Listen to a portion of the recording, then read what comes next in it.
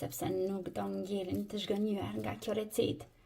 Tejet e shishme dhe lehtë për përgatitje. Sot po përgatitim një drekë teje të lehtë dhe teje të shpejtë, e cila nuk do t'ju merr më shumë se 10 minuta gjatë përgatitjes. Vazhdojmë me njëherë që ta bëjmë gati të parën mishin. Të gjitha produktet e mishit që unë po i përdor gjatë prezantimit të këtyre videove janë nga industria e mishit Appetit Group. Të gjitha janë cilësore dhe mbi të gjitha i keni 100% halal. Në njën më të madhe, vazhdojmë që të shtojmë 500 gram mish viçi të bluar.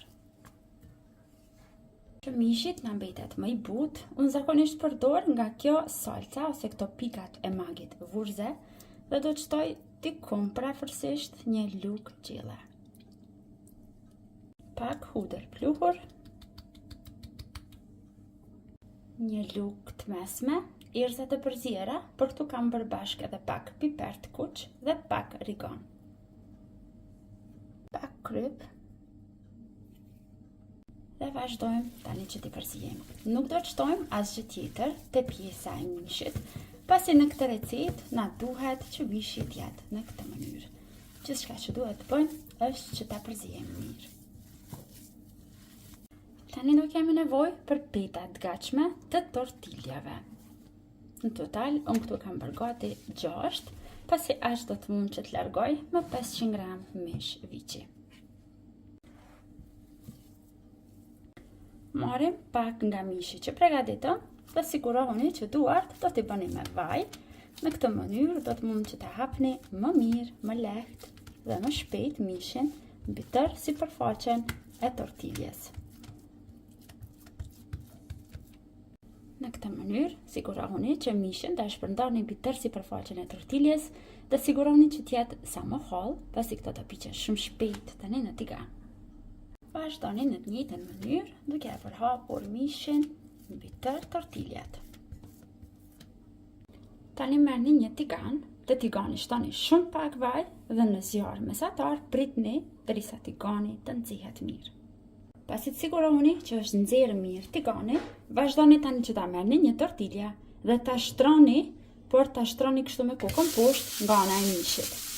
Dhe mos e rrotulloni për 3-4 minuta derisa të jeni të sigurt se është treguar mishi. Pasi të siguroheni që është skuqur mirë mishi, shtypeni kështu që të ngjitet për tortiljen. Sa po të jetë skuqur tani nga kjo anë, vazhdojmë tani që ta ndalim zjarrin pak dhe t'i shtojmë tani këtu djathtë kashkavall.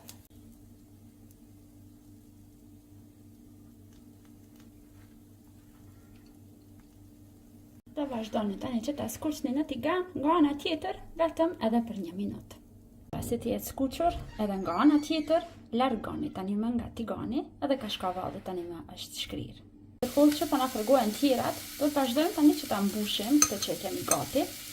Për salcën, unë kam përdor pak majonez dhe pak ketchup. Kam shtuar 3 lugë gjelle majonez dhe 1 lugë gjelle ketchup dhe pak majdanoz të prerë imët.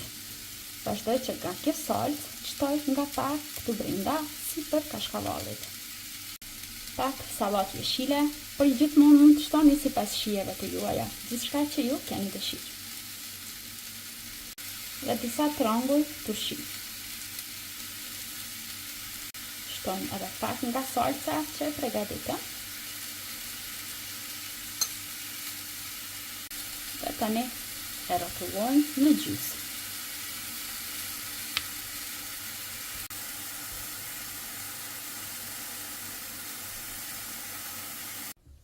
Tani më vazhdojmë që të shijojmë këto mrekulli.